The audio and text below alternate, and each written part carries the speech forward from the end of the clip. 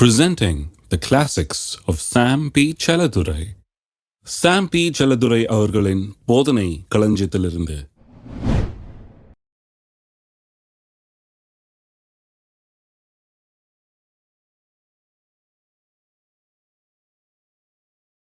சுதந்திரிக்கிறது என்று வரும்போது ஒரு காரியம் ரொம்ப முக்கியம். அது என்ன என்று சொன்னால் நம்முடைய வளர்ச்சி, நம்முடைய ஆவிக்குரிய வளர்ச்சி ரொம்ப முக்கியம். ஏனென்று சொன்னால் ஆவிக்குரிய விதத்தில் நாம் வளரவில்லை என்றால் சுதந்திரவாளிகளாக நாம் வாழ முடியாது. ஆவிக்குரிய வளர்ச்சிக்கும் நம்முடைய growth and development ஸ்பிரிச்சுவலி அதுக்கும் சுதந்திரவாளி ஆகிறதுக்கும் ஒரு பெரிய கனெக்ஷன் இருக்கிறது. நீங்கள் பலன் இல்லாதவர்களானதால் உங்களுக்கு போஜனம் கொடாமல் பாலை குடிக்க கொடுத்தேன், இன்னமும் நீங்கள் மாம்சத்துக்குரியவர்களாய் இருக்கிறபடியால் இப்பொழுதும் உங்களுக்கு பலன் இல்லை. பொறாமையும், கவனிங்க 3ஆம் வசனம், பொறாமையும் வாக்குவாதமும் பேதங்களும் உங்களுக்குள் இருக்கிறபடியால் நீங்கள் மாம்சத்துக்குரியவர்களாய் இருந்து மனுஷ மார்க்கமாய் நடக்கிறவர்கள் அல்லவா. ஒரு ஆங்கில மொழிபெயர்ப்பு இப்படி சொல்லுது, to you not walk as mere men. இந்த mere men என்றது ஆங்கிலத்தில் ரொம்ப அருமையான எக்ஸ்பிரஷன் பாருங்க. mere menனா ஒரு சாதாரண மனுஷனை போல அல்லவா நடந்து கொள்கிறீர்கள் அப்படின்னு அர்த்தம். நீ ரட்சிக்கப்பட்டவன், மறுபடியும் பிறந்தவன், தேவனோடு இருக்கிறாரு, பரலோக பிதாவுடைய தகப்பன், அவர் உனக்கு உதவுகிறாரு, உனக்கு எல்லாத்தையும் நீ ராஜகுமாரன் நீ. ஆனால் ஒரு சாதாரண மனுஷனை போல பொறாமப்பட்டு இருக்கிறிய, ரோட்ல இருக்கிறவனை போல நடந்துக்கிறிய, ஒரு சாதா மனுஷனை போல, வெறும் மனுஷனை போல, ஒன்றும் இல்லாதவனை போல, ஒரு பிச்சைக்காரனை போல பொறாமையும் எரிச்சலும் பேதங்களும் இப்படிப்பட்ட காரியங்கள் உனக்குள்ள இருக்குது. அப்படிதான் அதனுடைய அர்த்தம். To you not walk as mere men. mere men, அது ரொம்ப நல்ல ஒரு டிரான்ஸ்லேஷன் பாருங்க. mere men. இயேசு பாருங்க காற்றையும் கடலையும் அதட்டினாரு. சீஷர்லாம் சொல்றாங்க, நாங்கள் மடிந்து போகிறது உங்க கவலை இல்லையா அப்படின்றாங்க. இவர் எந்திரிச்சு அதே பேசல, ஐயோ மடிந்து போகிறோமான்னார கிடையாது. ஆறுன்னு சொன்னார், காற்றையும் கடலையும் பார்த்து அமைதியாயிரு, இறையாதே அமைதியிலாருன்ற அமைதியில் ஆயிடுச்சு. உடனே சீஷர்களுக்கெல்லாம் ஆச்சரியம். அவங்க என்ன சொல்றாங்க, what manner of man is he, இவர் எப்பேற்பட்ட மனிதர் அப்படியே சொல்றாங்க. இவர் எப்பேற்பட்ட மனிதர், காற்றும் கடலும் கூட இவருக்கு கீழ்ப்படுகிறது. அப்படின்னா என்ன அர்த்தம், இவர் எப்பேற்பட்ட மனிதர், இவர் ஒரு சாதாரண வெறும் மனுஷன் அல்லவே, இவர் விசேஷமான ஒரு மனுஷராக இருக்கிறாரு. அதாங்க, he is not a mere man, he is an extraordinary man. What manner of man is he? இவர் ஒரு சாதாரண மனுஷர் அல்ல, இவர் ஒரு அசாதாரணமான அற்புதமான மனுஷராக இருக்கிறாரு அப்படிங்கிறாங்க. சீஷர்களுக்கு தெரியுது ஒரு சாதாரண மனுஷன் இல்லைன்னு. இவங்கெல்லாம் சாதாரண மனுஷர்கள். சாதாரண மனுஷன் எப்படி நடந்துக்குவான், ஐயோ நாங்கள் மடிந்து போகிறோமே உமக்கு, அதான் சாதாரண மனுஷன். காற்றையும் கடலையும் பார்த்து அமைதலாயிரு, இறையாது என்றார். அது யாரு, அற்புத மனுஷன், அசாதாரண மனுஷன், எக்ஸ்ட்ராடினரி மனுஷன். சாதாரண மனுஷனா இருக்கணுமா, அசாதாரண மனுஷனா இருக்கணுமா? நான் சொல்லுகிறேன், அசாதாரண மனுஷனாக இருக்கும்படியாக கர்த்தர் நம்ம வைத்திருக்கிறார். இப்படி அசாதாரணமான மனுஷனை மாறணும்னா நாம் என்ன பண்ணணும், இந்த பொறாமை அது இதெல்லாம் தூக்கி எரிஞ்சிட்டு வளரும்படியாக நம்ம ஒப்பு கொடுக்க வேணும். வளர ஒரு தீர்மானத்தை நாம் எடுக்க வேணும். எபிரேயர் 5ஆம் அதிகாரத்துக்கு திருப்போம். 12ஆம் வசனம். எபிரேயர் 5:12. காலத்தை பார்த்தால் போதகராக இருக்க வேண்டிய உங்களுக்கு தேவனுடைய வாக்கியங்களின் மூல உபதேசங்களை மறுபடியும் உபதேசிக்க வேண்டியதாக இருக்கிறது. நீங்கள் பலமான ஆகாரத்தை அல்ல பாலை உண்ணத்தக்கவர்களானீர்கள். பால் உண்கிறவன் குழந்தையாய் இருக்கிறபடினாலே நீதியின் வசனத்தில் பழக்கம் இல்லாதவனாய் இருக்கிறான். தேவனுடைய வசனத்தை பாலுன்னு சொல்லுது, இன்னொரு இடத்துல அப்பம்னு சொல்லி இருக்குது. மனுஷன் அப்பத்தினால் மாத்திரமல்ல, தேவனுடைய வாயிலிருந்து புறப்படுகிற ஒவ்வொரு வார்த்தை, அந்த வார்த்தை அப்பம் மாதிரி இருக்குது. இப்போ பாருங்க, பால் உண்கிறவன் குழந்தையாக இருக்கிறபடினாலே நீதியின் வசனத்தில் பழக்கம் இல்லாதவனாய் இருக்கிறான். 14ஆம் வசனம். பலமான ஆகாரமானது நன்மை தீமை இன்னதென்று பயிற்சியினால் பகுத்தறியத்தக்கதாக முயற்சி செய்யும் ஞானேந்திரங்களை உடையவர்களாகிய பூரண வயதுள்ளவர்களுக்கே தகும். இங்கே பலமான ஆகாரம்னு சொல்லியிருக்கு பாருங்க. ஆங்கிலத்தில் ரொம்ப நல்ல டிரான்ஸ்லேஷன். அது என்ன சொல்லியிருக்குது, ஸ்ட்ராங் மீட். ஸ்ட்ராங் மீட் எல்லாருக்கும் விளங்குது இல்லையா? மில்க்குக்கும் பிரெட்டுக்கும் ஸ்ட்ராங் மீட்டுக்கும் வித்தியாசம் இருக்குது. முதல்ல குழந்தைய என்ன எதில் ஆரம்பிக்கிறோம், பாலில் தான் ஆரம்பிக்கிறோம். அப்புறம் லேசாக கொஞ்சம் ரொட்டி மாதிரி சேர்க்குறோம், கொஞ்சம் திக்காக கொடுக்குறோம் ஏதாவது. அப்புறம் என்ன பண்ணுறோம், நல்லா வளர்ந்து வந்தோடனே ஸ்ட்ராங் மீட் கொடுக்குறோம். 25 வயசு ஆனோடனே குழந்தை புட்டி பாலில் குடிச்சிருந்துச்சுன்னா அப்படி என்ன நினைப்பீங்க, ஐயோ அப்புறம் ஜபந்தான் பண்ணணும், அதுக்கு ஏதோ மிஸ்டேக் ஆகிருக்குன்னு அர்த்தம். 25 வயசுல நல்ல கறியும் மீனும் சாப்பிட வேணாமா? அப்போ ஸ்ட்ராங் மீட், ஸ்ட்ராங் மீட்.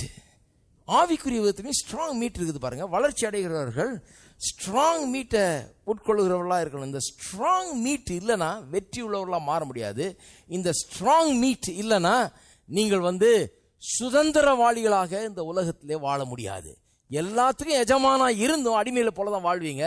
ஏன்னா ஸ்ட்ராங் மீட் இல்லை. ஆகவே தான் சொல்றேன், சும்மா எங்கேயாவது கோயிலுக்கு போனா பார்த்தாது, ஸ்ட்ராங் மீட் எங்க கிடைக்குதோ அங்கதான் போகணும். ஹலோ, ஆமா, அது கொஞ்சம் நேரம் ஆகும், அது கொஞ்சம் சீக்கிரம் கிளம்பணும், அது கொஞ்சம் தூரமா இருக்கும். ஹலோ, நல்லது எல்லாமே கொஞ்சம் கஷ்டம்தான் கிடைக்கிறது. ஹலோ, நல்லது எல்லாமே கிடைக்கிறது கொஞ்சம் கஷ்டம் தான். வேலை உங்களுக்கு கொடுக்குறேன்றாங்க, ஆனால் 50 கிலோமீட்டர் தூரம், அங்கே தான் நல்ல வேலை இருக்குன்னு என்ன சொல்லுவீங்க? எனக்கு பக்கத்துலேயே ஏதாவது சாதா வேலை போதும்னுவீங்களா? கிடையாது, நல்ல வேலை தான் வேணும். 50 கிலோமீட்டர்னா பரவாயில்ல, நான் போயிட்டு வந்துடுறேன் தான்பிங்க. ஏன்னு சொன்னால் உங்களுடைய கரியர் உங்களுக்கு முக்கியமாக இருந்தால் எதையும் செய்ய நீங்கள் ஆயத்தமாக இருக்கிறீங்க. அப்போ பலமான ஆகாரம் இன்னைக்கு இல்லாதனால தான் நிறைய பேர் வளராமல் இருக்கிறார்கள். சபை வளர வேண்டும் என்று கர்த்தர் காத்து கொண்டிருக்கிறார். இயேசு இன்றைக்கு பிதாவுடைய வலது பார்சத்தில் உட்கார்ந்து கொண்டிருக்கிறார். நிறைய பேர் இறங்கி வாரன்றாங்க. ஒருத்தர் சொல்றாரு, இதோ சீக்கிரமா வர்றேன்னு போனவர் தாங்க வரவே இல்லை, எப்போதான் வர போறாரோ தெரியல. நான் சொன்ன, அவர் அங்க பிதாவுடைய வலது பார்சத்தில் உட்கார்ந்து இருக்கிறாருங்க, எப்போ எந்திரிப்பாருங்க? அவர் எப்போ எந்திரிக்கிற மாதிரி இருக்குது தெரியுமா உங்களுக்கு? இருக்குது, சொல்லி இருக்குது எப்போ எந்திரிப்பாருன்னு. எபேசியர் 1ஆம் அதிகாரம் திருப்புங்க, அங்க முதல்ல சொல்லி இருக்குது அவர் அங்க உட்கார்ந்து இருக்கிறாருன்னு. எபேசியர் 1:20 பார்க்குறேன் பாருங்க. 20 இயேசுக்கு என்ன நடந்துன்னு சொல்றார். எல்லா துரைத்தனத்துக்கும் அதிகாரத்துக்கும் வல்லமைக்கும் கர்த்தத்துவத்துக்கும் இம்மையில் மாத்திரமல்ல மறுமையிலும் பேர் பெற்றிருக்கும் எல்லா நாமத்துக்கும் மேலாய் அவர் உயர்ந்திருக்கத்தக்கதாக அவரை உன்னதங்களிலே வலது பார்சத்திலே உட்காரும்படி செய்து எல்லாவற்றையும் அவருடைய பாதங்களுக்கு கீழ்ப்படுத்தி எல்லாவற்றையும் எல்லாவற்றாலும் நிரப்புகிறவருடைய நிறைவாகிய சரீரமாகிய சபைக்கு அவரை எல்லாவற்றுக்கும் மேலாக தலையாக தந்தருளினார். அப்ப இயேசு எங்க இருக்கிறாருங்க? இப்ப எல்லா துரைத்தனத்துக்கும் அதிகாரத்துக்கும் வல்லமைக்கும் கர்த்தத்துவத்துக்கும் நாமத்துக்கும் மேலாக உயர்ந்தவராய் உன்னதங்களிலே தேவனுடைய வலது பார்சத்திலே என்ன பண்ணியிருக்காராம்? உட்கார்ந்து இருக்கிறார். அவர் என்னவா இருக்கிறார்? சபைக்கு தலையாய் இருக்கிறார். எல்லாம் அவருடைய பாதங்களுக்கு கீழ்ப்படுத்தப்பட்டிருக்கிறது. அவருடைய பாதங்களுக்கு எல்லாம் கீழ்ப்படுத்தப்பட்டிருக்கிறது. அவர் சபைக்கு தலையாய் இருக்கிறார். அவர் தலைன்னு சொன்னா சபை என்னது? சரீரம் இல்லைங்களா? அப்ப நல்லா கவனிங்க, ஏசு அங்க உட்கார்ந்துட்டு இருக்கிறார். 21ஆம் வசனம் சொல்லுது, உன்னதங்களிலே தம்முடைய வலது பார்சத்திலே உட்காரும்படி செய்து. எப்பங்க எந்திரிக்க போறாருன்றார், எப்போ வர்றார்? இது நிறைய பேருக்கு ரொம்ப இன்ட்ரெஸ்டிங் சப்ஜெக்ட். இது லூக்கா 20ஆம் அதிகாரம் 42ஆம் வசனம், 20:42. நான் உம்முடைய சத்துருக்களை, அதாவது இது சங்கீதத்திலிருந்து அப்படியே கோட் பண்றாரு இவர். சங்கீதத்தில் என்ன, அங்க ஒரு தீர்க்க தரிசனமா சொல்லப்பட்டிருக்குது. என்ன தீர்க்க தரிசனம்? பிதாவாகிய தேவன் குமாரனாகிய இயேசுவை பார்த்து என்ன சொன்னார்ன்றதை பற்றி சங்கீதக்காரன் தீர்க்க தரிசனமா சொல்றான். அதாவது பிதாவாகிய தேவன் குமாரனாகிய இயேசுவை பார்த்து ஒன்னு சொல்றாராம், அதை அப்படியே இங்க கோட் பண்றாரு. என்ன சொன்னாருன்னு, என்ன சொல்றாரு? பிதா, நான் உம்முடைய சத்துருக்களை, அதாவது பிதா இயேசுவை பார்த்து சொல்றாரு, நான் உம்முடைய சத்துருக்களை உமக்கு பாதபடியாக்கி போடும் வரைக்கும் நீர் என்னுடைய வலது பார்சத்தில் உட்காரும் என்று கர்த்தரின் ஆண்டவருடனே சொன்னார் என்று தாவீது தானே சங்கீத புஸ்தகத்தில் சொல்லுகிறானே. அப்ப தேவன் என்ன சொன்னாராம் இயேசுவை பார்த்து? நான் உம்முடைய சத்துருக்களை உமக்கு பாதபடியாக்கி போடும் வரைக்கும். எபேசியர் 1 வாஸ்தவம் எல்லாம் அவருடைய பாதத்துக்கு கீழாக்கப்பட்டிருக்கிறதுன்னு வாஸ்தவமே. ஹலோ, எல்லாம் அவருடைய பாதத்துக்கு கீழாகி. இங்க என்ன சொல்லி இருக்குது? எல்லாம் அவருடைய பாதபடி ஆக்கப்படும் வரைக்கும். எபிரேயர் 2லயும் அது வருது அப்படியே, எல்லாம் அவருடைய பாதபடி ஆக்கப்படுற வரைக்கும். அங்க என்ன பண்ண, அவர் உட்கார்ந்துருக்கணுமா, அதுக்கப்புறம் தான் எந்திரிக்க முடியும். எப்போ எந்திரிக்க முடியும்? எல்லாம் பாதபடி ஆக்கப்படுகிற போது. எது? யார் சத்துருக்கள் எல்லாம் இவருடைய பாதபடி ஆக்கப்படும். அதாவது சத்துருக்கள் எல்லாம் இவருடைய பாதத்துக்கு கீழே வர்ற வரைக்கும் அவர் அங்க உட்கார்ந்துருக்கணுமா. என்ன அர்த்தம்? அது பாதம் எங்க இருக்குது? தலையில இருக்குது பாதம். ஹலோ, கிறிஸ்து தலைன்னு சொன்னேன் இல்லையா? எபேசியர் 1 சொல்லுது கிறிஸ்து தலைன்னு. சபை சரீரம். அப்ப பாதம் எங்க இருக்குது? சரீரத்துல தான் இருக்குது. அப்ப நான் சொல்லுகிறேன், எது வரைக்கும் அங்க உட்கார்ந்துருக்க போறாரு, எப்போ எந்திரிக்க போறாரு, எப்போ வர போறாரு? இப்ப கவனிங்க, எப்போ வர்றாருன்னு கரெக்டா சொல்லிடுறேன். எப்போ வர்றாருன்னா, சபை அறிவுள்ள சபையாய் மாறி தாங்கள் யார் என்பதை புரிந்து கொண்டு சத்துருக்களை எல்லாம் பாதபடி ஆக்கும் வரைக்கும் அவர் காத்து கொண்டிருக்கிறார். ஹலோ, எல்லா சத்துருக்களையும் சபை என்ன பண்ணணுமா? பாதபடி ஆக்கணும். அப்படின்னா என்ன அர்த்தம்? சபை சூழ்நிலைகளை மேற்கொள்ளுகிற சபையாக, ஜெயிக்கிற சபையாக, வெற்றி சிறக்கிற சபையாக, மேலோங்குகிற சபையாக, மகிமையுள்ள சபையாக, வெற்றி உள்ள சபையாக மாறுகிற வரைக்கும் அவர் என்ன பண்ண போறார்? அங்கேதான் உட்கார்ந்து கொண்டிருக்கிறார். இன்னும் கூட புரியல நிறைய பேருக்கு. நீங்க ரெண்ட் 5 மாசம் பாக்கி இருக்கிற வரைக்கும் அவர் வரப்போறது இல்லை. இப்ப நல்லா புரியும். 5 மாசம் ரெண்ட் பாக்கிய வச்சுட்டு இதை கொடுக்க முடியல ஆண்டவரே, இதோ சீக்கிரமா வருகிறேன் என்று சொன்னவரே சீக்கிரம் வாரன்ற வரைக்கும் வரப்போறதே கிடையாது. ஏன்னா அவர் என்ன சொல்றாரு? இப்படிப்பட்ட சபைக்காக நான் வரல, ரெண்ட் பாக்கி வச்ச சபைக்காக, சாப்பாடு இல்லாம கஷ்டப்படுற சபைக்காக, தாழ்ந்து இருக்கிற சபைக்காக, தோல்வியில வாழுகிற சபைக்காக, தோற்று போகிற சபைக்காக, ஒன்னுத்துக்கு உதவாத இருக்கிற சபைக்காக, ஒன்றுமில்லாத இருக்கிற சபைக்காக, நொடிஞ்சு போயிருக்கிற சபைக்காக, நலிந்து போன சபைக்காக நான் வரவில்லை, மகிமையுள்ள சபைக்காக நான் வருகிறேன்.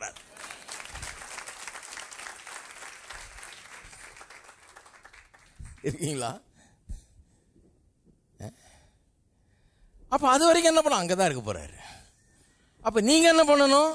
எப்படி கடன்ல இருந்து வெளியே வர்றதுன்னு கத்துக்கணும். இப்ப பைபிள்ல இருந்து ஒன்னும் அவசரம் இல்லை, அவர் வரப்போறது இல்லை.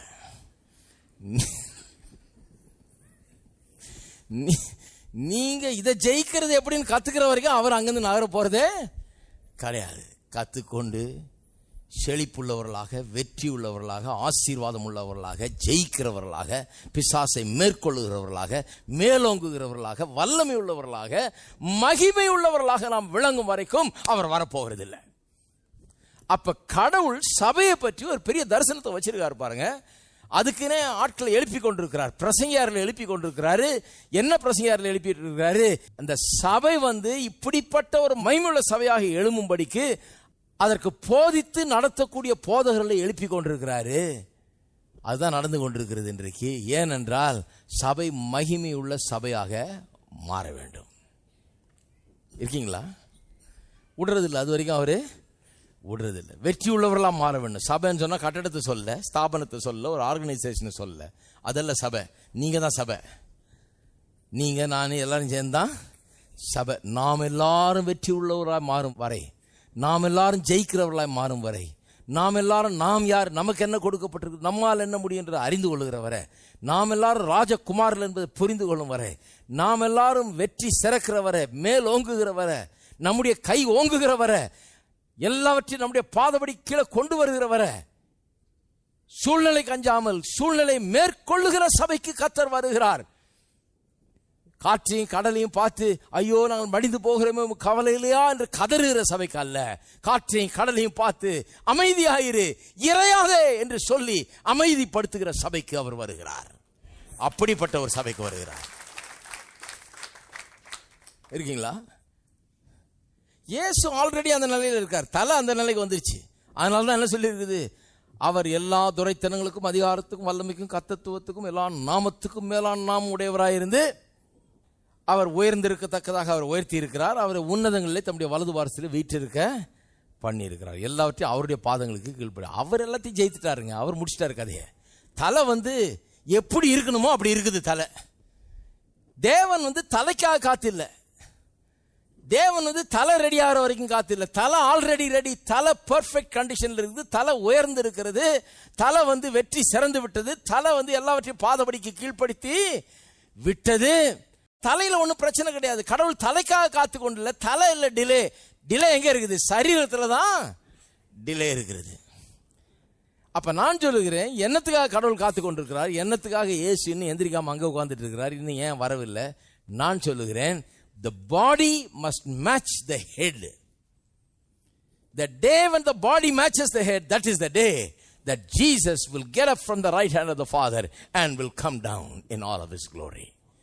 சரீரம் என்றைக்கு தலையை போல் ஆகிறதோ, தலை எப்படி எல்லா துரைத்தனங்களுக்கு, அதிகாரத்துக்கு, வல்லமைக்கு, கர்த்தத்துவத்துக்கு மேலாக உயர்ந்து இருக்கிற தலையா இருக்கிறது, அதுபோல சரீரமானது அதை உணர்ந்து தன்னுடைய ஸ்தானத்தை உணர்ந்து தன்னுடைய மரியாதையை உணர்ந்து தனக்கு கொடுக்கப்பட்டிருக்கிற அந்தஸ்தை உணர்ந்து தனக்கு கொடுக்கப்பட்டிருக்கிற அதிகாரத்தை உணர்ந்து தனக்கு என்ன கொடுக்கப்பட்டிருக்கிறது தான் யார் என்பதை உணர்ந்து அது அதிகாரம் செலுத்துகிற போது தேவன் என்ன சொல்றாரு, அது வரைக்கும் நீ உட்காந்துரு, அவங்க செய்ய ஆரம்பிச்சிட்டாங்கன்னா ரெடி, இப்போ போகலாம். அப்படிப்பட்ட சபைக்காக தான் போக வேணும்ன்றார்.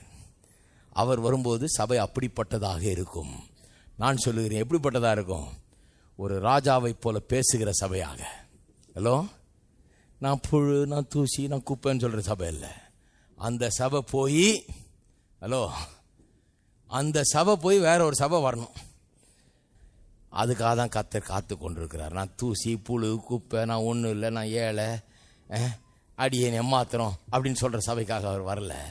வெற்றி சிறக்கிற சபைக்காக, சிறந்து விளங்குகிற சபைக்காக, ஜெயிக்கிற சபைக்காக, கர்த்தருடைய வேலையை இந்த பூமியில செய்து முடிக்கிற சபைக்காக கர்த்தர் காத்து கொண்டிருக்கிறார். அது வரைக்கும் என்னுடைய வலது பாசத்தில் வீற்றிருன்றாரு. ஏன்னு சொன்னா அது நடந்து முடிந்த உடனே அவர் இங்கே வரப்போகிறார்.